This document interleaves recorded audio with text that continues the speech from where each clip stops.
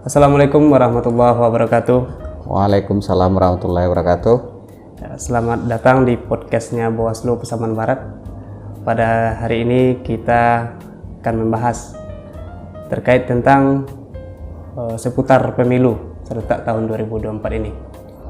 Sahabat Bawaslu, Mahkamah Konstitusi telah memberikan ataupun telah memutuskan bahwa larangan berkampanye di fasilitas pemerintah, tempat ibadah, dan tempat pendidikan itu dapat digunakan jika peserta pemilu itu hadir tanpa atribut kampanye tentunya. Nah, ini akan kita ulas nanti bersama seorang praktisi hukum dan juga pengamat pemilu, yaitu Bapak Muhammad Fauzan Azim selaku dosen hukum tata negara UIN Imam Bonjol Padang. Dan beliau juga menamatkan pendidikan terakhir di S2 Fakultas Hukum UNAN dan seorang sekretaris majelis PBHI Sumbar tahun 2023 hingga 2007 nanti. Kemudian beliau adalah seorang pengacara ataupun advokat juga, dan juga beliau adalah tim seleksi juga KPU dan Bawaslu Kabupaten Kota. Ya, selamat datang Bapak Muhammad Fauzan Azim. Gimana Pak? Sehat Pak? Ya, alhamdulillah sehat Pak Dery. Ya. Gimana perjalanan menuju Pasaman Barat ini Pak? Jauh gimana Pak? Jauh tapi cukup menikmatilah. Iya. Gini Pak, nanti kita berbincang-bincang ringan seputar ada larangan kampanye yang telah diputuskan oleh Mahkamah Konstitusi. Tentunya fasilitas pemerintah, tempat ibadah, dan juga tempat pendidikan itu dapat digunakan untuk berkampanye. Padahal sebelumnya dalam Undang-Undang Pemilu tahun 2017 itu tidak boleh digunakan sama sekali. Nah, sekarang ada keputusan MK itu dibolehkan. Ya. Nah, ini gimana pendapatnya? Ada yang harus diluruskan.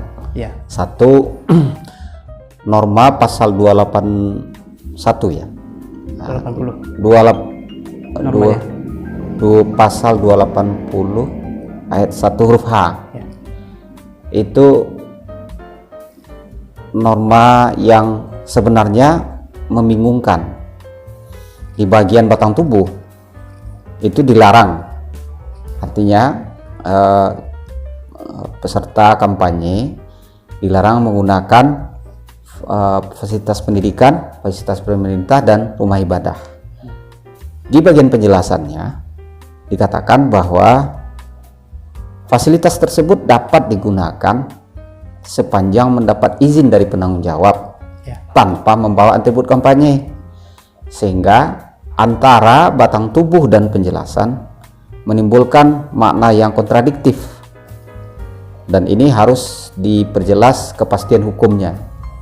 Nah, dalam pemilu 2019 ini mungkin bagi peserta pemilu dan bagi pemerhati ada yang memikirkan, tapi belum sampai diminta untuk diuji validitas normanya ke Mahkamah Konstitusi. Nah, belakangan melalui putusan 65 garing PUU strip 21 Romawi 2023 diputuskan oleh Mahkamah Konstitusi bahwa makna penjelasan yang ada di undang-undang itu diangkat ke batang tubuh, sehingga larangan itu yang mutlak bagi rumah ibadah. Rumah ibadah itu mutlak, tidak dibenarkan sama sekali, tapi bagi fasilitas pendidikan dan fasilitas pemerintahan itu dapat digunakan sepanjang diizinkan oleh penanggung jawab dan tidak membawa atribut kampanye. Nah, persyaratan yang ada di penjelasan yang seharusnya di batang tubuh itu sudah diberikan kepastian hukum oleh Mahkamah Konstitusi, karena memang tugas Mahkamah Konstitusi seperti itu. Nah, itu secara legal formal gitu. Mahkamah Konstitusi telah memperjelas undang-undang ya, karena undang-undang itu kan produk hukum konkret yang amanat dari Undang-Undang Dasar 1945, kewenangannya ada di DPR ya.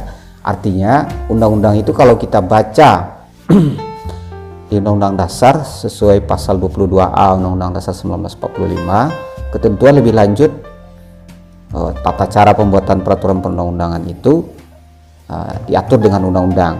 Nah, dalam pengalaman ketatanegaraan kita sejak Undang-Undang Dasar dirubah itu sudah 2 kali undang-undang pembentukan peraturan perundang-undangan itu dibuat, dan yang kedua itu di tahun 2011 melalui Undang-Undang Nomor 12 Tahun 2011 yang sudah dilakukan perubahan beberapa kali, terakhir di tahun 2022. Nah, melalui Undang-Undang Nomor 12 Tahun 2011 ini ada ketentuan yang menggarisbawahi bahwa azas pembentukan peraturan perundang-undangan itu harus, norma peraturan perundang-undangan, undang-undang itu harus kejelasan rumusannya harus tegas gitu. Ya, artinya kalau kita hubungkan dengan lampiran 2 Undang-Undang Nomor 12 Tahun 2011 itu, salah satu yang dilarang itu adalah norma peraturan perundang-undangan itu penjelasannya tidak boleh berisi ketentuan yang merupakan penyelundupan dari norma yang ada di batang tubuh. Nah, kan kita lihat di Undang-Undang 12 di Undang Pemilu itu di pasal 28 H ayat 280 ayat 1 huruf H itu seolah-olah dilarang sama sekali ke semua ketiga tempat tadi, baik fasilitas pendidikan, rumah ibadah maupun fasilitas negara, fasilitas pemerintahannya. Nah, tapi di penjelasan dibolehkan sepanjang diizinkan oleh penanggung jawab. Artinya administrasi proseduralnya minta izin sama penanggung jawab, lalu kemudian penanggung jawab memberikan izin, maka legal. Kampanye di situ legal. Ada catatannya. Tidak boleh menggunakan atribut kampanye. Nah, di 2019 daerah Sumatera Barat kan ada kasus di Bukit Tinggi yang tiba-tiba kemudian tim pemenangan atau tim kampanye membawa atribut kampanye, sehingga kemudian kandidatnya dirugikan. Nah, ini salah satu ketidakpastian hukum. Memang mungkin barangkali kandidat tidak membawa, tapi siapa yang bisa memastikan ya peserta kampanye membawa? Kan bahan kampanye itu kan ada yang bisa dibawa, dimasukkan ke saku lalu kemudian dibagi-bagikan. Nah, ini akhirnya akan merugikan, menimbulkan ketidakpastian hukum. Nah, ini pengalaman empirik yang terjadi di pemilu sebelumnya. Sampai di situ secara legal formal putusan MK ini tidak ada masalah. Artinya putusan MK justru mengembalikan undang-undang ke kehendak pembentuk undang-undang. Kalau memang undang-undangnya kita pandang oleh publik bahwa undang-undang ini seolah-olah memberikan ruang bagi fasilitas pemerintah atau fasilitas pendidikan untuk melaksanakan kampanye, itu masalah lain lagi. Tapi secara legal formal saja kita lihat bahwa telah jelas kepastian hukumnya. Tidak ada lagi norma yang membingungkan, yang menimbulkan tafsir bagi orang Indonesia secara seluruhnya bahwa ini gimana? Di undang-undang dilarang, di normanya, di penjelasan dibolehkan, sehingga ini menimbulkan ketidakpastian hukum. Nah, jadi gitu Pak Dery. Ya, saya kira seperti ini Pak. Dalam diperbolehkannya untuk berkampanye di perguruan tinggi itu nanti apakah tidak ada terjadi polemik gitu? Nah, ini empiris lagi ya. Artinya apa? Banyak publik yang menghendaki sebenarnya bahwa 3 tempat ini tidak boleh digunakan sama sekali untuk kampanye.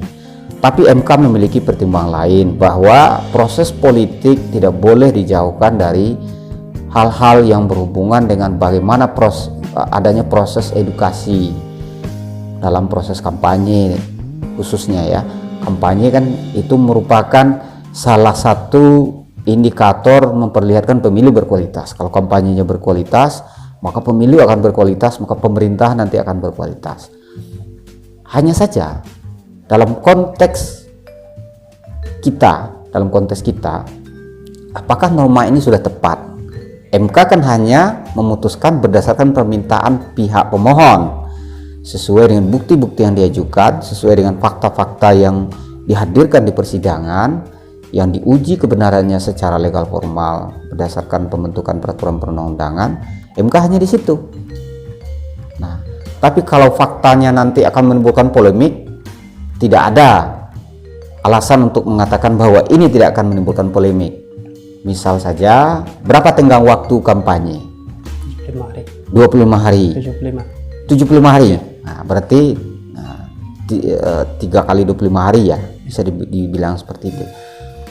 Dalam waktu 75 hari itu, nanti kan berapa kandidat peserta, berapa partai, ada puluhan partai, lalu kemudian di setiap daerah berapa kandidat perseorangan.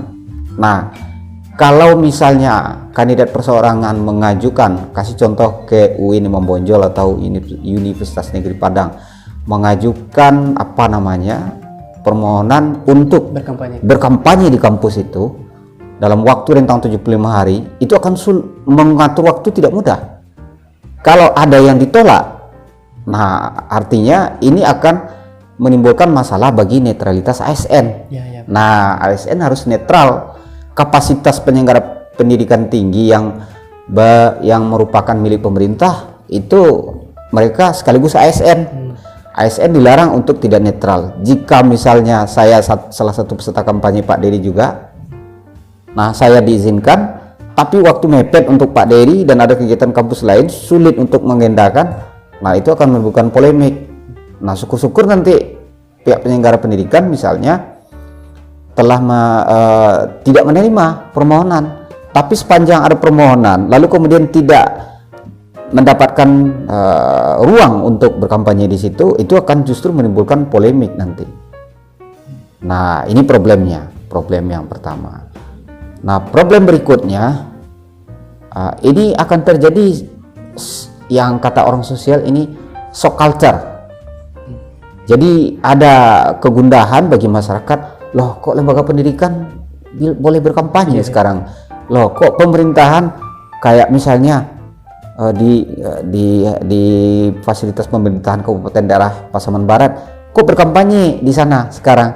Partai A bisa kampanye, ya wajar dong, kan bupatinya orang partainya dia, lah partai anu nggak dapat. Nah, isu yang seperti ini kemudian mudah menggelinding kemana-mana. Partai ini nggak dapat, ya partainya kan nggak ikut dulu mengusung. Nah, asumsi-asumsi seperti itu. Jadi ini memang merupakan proses pendewasaan politik yang harus terus dibangun. Nah, seyogianya norma tadi harus, kalau ada arah untuk, memang seharusnya Undang-Undang 7 2017 itu dalam catatan sejarah pengundangannya itu termasuk undang-undang yang disahkan dalam waktu tergesa-gesa. Harus seyogianya ketentuan ini harus direvisi. Tapi kita tidak bisa melihat MK menerima begitu saja. MK sudah mempertimbangkan dari komposisi, kalau tidak salah saya baca putusannya, dari komposisi 9 hakim MK itu 1 yang disenting. Selebihnya setuju dengan alasan bahwa bisa kita bahasa sederhananya begini, bahwa proses politik tidak boleh dijauhkan dari kehidupan masyarakat yang mengarah kepada proses pembangunan politik. Nah, artinya apa? Rakyat harus terlibat aktif dan bisa mengawal proses politik, dalam arti kata menjaga kualitas pemilu, tidak harus menjauhkan proses politik itu dari masyarakat, karena masyarakat itu kan masyarakat politik ya. Jadi harus tahu proses itu dan bisa mengawalnya. Dan itulah arah pembentukan pembangunan kebijakan hukum di negara modern yang ditiru yang artinya yang bagus di negeri orang, yang ditiru di tempat kita. Nah, gitu Pak Dery. Ya gini Pak, di kampus itu tentu kita harus minta izin kepada pejabat memberikan izin itu. Misalnya pihak kampusnya partai A mau berkampanye di kampus itu misalnya. Nah, ini diberikan izin. Nah, lalu partai berikutnya mau mengajukan permohonan juga. Nah, itu belum ada ruangan untuk berkampanye misalnya. Nah, itu yang menjadi polemik nantinya di masyarakat, di publik misalnya. Oh, ini nggak dapat izin, ini dapat izin, ini tentu pihak kampus harus mengatur itu semua. Nah, ya yang akan menerima dampak yang cukup menjadi sorotan itu adalah kampus-kampus milik negara.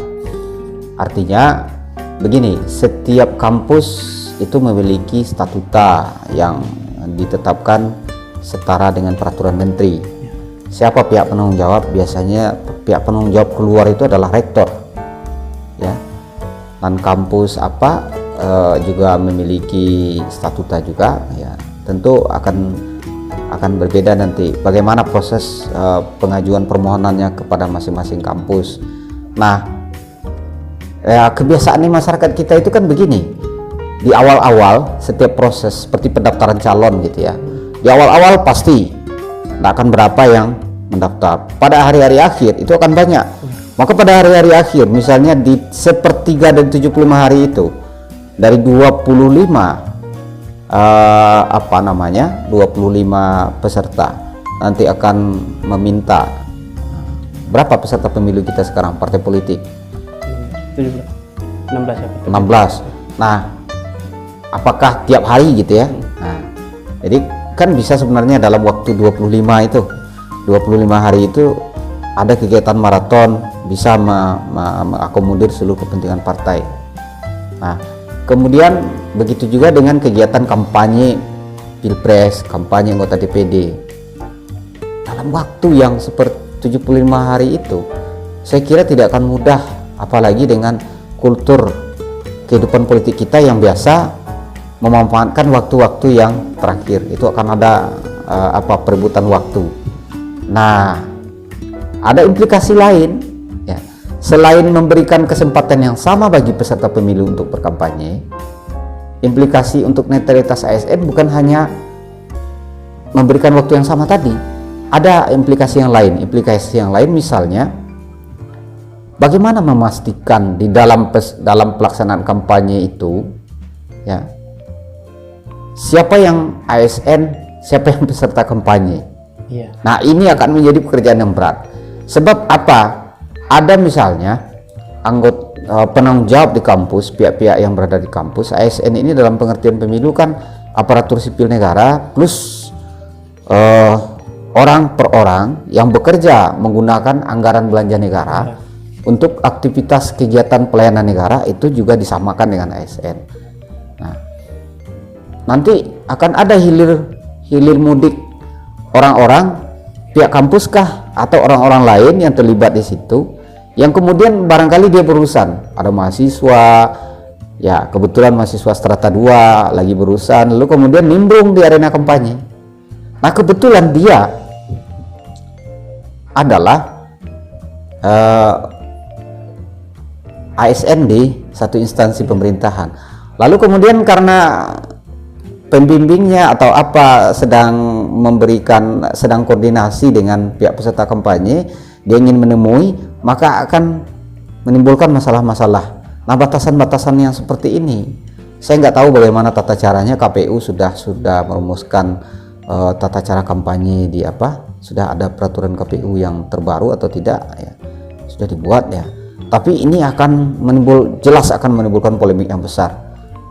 Yang jelas polemiknya itu yang paling banyak nanti adalah mengenai netralitas ASN. Nah, itu catatan yang kita lihat dari pengamatan dari kelompok masyarakat sipil. Nah, ini berbicara tentang ASN, Pak. Sangat banyak sekali kasus-kasus ASN yang melakukan pelanggaran dalam ikut berkampanye pada pemilu sebelumnya. Itu sangat banyak sekali. Nah, ini terjadinya kesalahan di penyelenggaranya atau dari dirinya sendiri gitu, Pak. Misalnya penyelenggara kurang mensosialisasikan misalnya kenetralitasan ASN itu tersebut, atau itu keinginan dia sendiri bahwa dia ikut berkampanye, ikut mendeklarasikan pasangan calon misalnya. Itu bagaimana itu, Pak? Jadi gini, mengenai netralitas ASN kan di dalam undang-undang pemilu itu ada larangan bagi peserta pemilu, bagi tim kampanye, tim pemenangan mengikut sertakan aparatur negara, aparatur pemerintahan, ASN, pejabat setingkat desa atau nagari di Sumatera Barat, itu dilarang gitu ya. Nah, Kemudian mereka dilarang juga sebagai peserta kampanye. Yang pertama dilarang mengikut sertakan, yang kedua dilarang sebagai peserta kampanye. Nah, larangan terhadap yang kedua itu merupakan pelanggaran terhadap disiplin PNS. Nah, artinya kode etik PNS juga berlaku bagi ASN di luar PNS atau P3K. Nah, dengan kata lain, ketentuan ini kan juga berlaku di Undang-Undang Desa, juga berlaku bagi aparatur pemerintahan desa, mulai dari kita wali negari, wali jorong. Kalau di sini kepala jorong ya. Kepala jorong. Nah, ya, dan seluruh perangkat desa dilarang itu. Nah, kalau untuk kepala desa itu kan jelas di undang-undang ada larangan sanksi pidananya tuh. Nah, kalau misalnya kasus-kasus yang seperti itu ditemukan, ini kan sulit menghindarkan nih. Kadang-kadang ada kepala desa ini yang tidak menyadari bahwa tindakannya itu mengarah, karena bahasa dalam undang-undang itu larangannya mengarahkan peserta pemilu, ya kan seperti itu, mengarahkan masyarakat, mengarahkan pemilih warga negara untuk memilih, ya, atau tidak memilih calon tertentu, peserta pemilu tertentu. Nah, kesadaran yang seperti ini kita tidak tahu juga bagi kepala desa apakah sudah dijiwai berdasarkan undang-undang, tapi faktanya banyak terjadi. Di pemilu sebelumnya di Sumatera Barat ada terjadi, di pemilu sebelumnya di daerah lain ada terjadi. Nah, dari hasil pengamatan yang dilakukan, rata-rata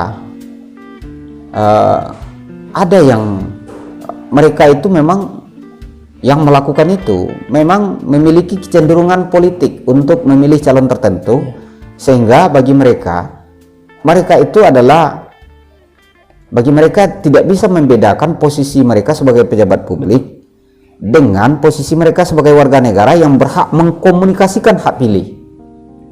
Nah, kebanyakan dari mereka menganggap bahwa untuk memikirkan kehidupan bersama di daerahnya, maka perlu mendiskusikan itu bagi mereka tidak bisa membedakan antara mendiskusikan dengan mengarahkan, walaupun di dalamnya terselubung keinginan untuk mengarahkan gitu ya.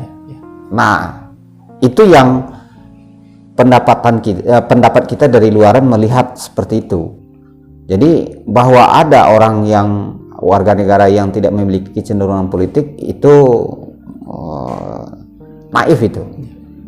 Setiap kita pasti memiliki kecenderungan politik, tapi ketika kita menjadi pejabat publik, kita harus tahu batasan etik yang harus kita hormati gitu. Nah, jika kasus ini masih tetap terjadi, saya kira Bawaslu harus tegas soal ini. Sebab apa? Ujung tombak terdepan yang langsung bersentuhan dengan masyarakat itu adalah kepala desa atau wali negari. Mereka adalah figur di daerahnya. Kalau mereka sudah memperlihatkan kepada publik pilihan kecenderungan mereka, kecenderungannya masyarakat di nagarinya akan mengikuti. Itu yang nggak bisa dihindarkan. Jadi saya garis bawahi, soal ini Bawaslu harus ofensif, ya, harus intensif lah ya, untuk melakukan fungsi pencegahan sesuai dengan semangat Bawaslu di periode sekarang itu. Bola pencegahan harus dipergiat, harus lebih diintensifkan dengan berbagai terobosan yang mungkin bisa mencapai tujuan pencegahan lebih efektif daripada penindakan. Kalau sudah terjadi nanti banyak pejabat publik yang ditindak, kan tidak bagus juga kan. Iya. Ya, itu catatan kita Pak Dedi. Baik Pak, itu sudah panjang lebar kita membahas tadi tentang larangan juga berkampanye di tempat ibadah, tempat pemerintahan, dan juga fasilitas pendidikan, dan sampai juga pembahasan kita pada larangan ikut berkampanye bagi ASN dan juga khususnya wali nagari. Ya. Sebelum kita tutup Pak, ada sedikit closing statement gitu Pak. Silakan Pak. Ya, pemilu yang baik akan menghasilkan pemerintahan yang baik. Maka untuk memastikan pemilu berjalan dengan baik, negara sudah menyiapkan semua instrumen yang menghadirkan pemilu bisa menjadi lebih terpercaya. Salah satunya formalisasi terhadap lembaga pengawas yang dulu tidak menjadi lembaga yang permanen sampai ke kabupaten kota. Dengan keberadaan Bawaslu, saya yakin 1 periode kemarin sudah banyak pelajaran yang bisa diambil. Sampai ke tingkat kabupaten kota kan sudah ada Bawaslu ya. Maka periode berikutnya, saya yakin dan percaya Bawaslu akan lebih kuat belajar dari pengalaman yang sebelumnya. Dan fungsi pencegahan, ya kita berharap ya atas nama masyarakat, mungkin barangkali atas nama pemerhati, apalagi Bawaslu mampu melakukan fungsi pencegahan, memaksimalkan fungsi pencegahan sebelum penindakan agar pemilu tetap terjaga sebagai instrumen mewujudkan rakyat berdaulat atas dirinya sendiri. Itu saja. Terima kasih banyak Pak. Ini sudah panjang lebar pembahasan kita. Mungkin di lain waktu kita akan bertemu kembali. Terima kasih. Dengan pembahasan berikutnya. Ya. Sahabat Bawaslu, mungkin pada saat ini sampai di situ pertemuan kita pada hari ini. Jangan lupa nanti kita akan bersama-sama mengawal demokrasi menyukseskan pemilu serentak tahun 2024 ini. Ayo awasi bersama. Assalamualaikum warahmatullahi wabarakatuh.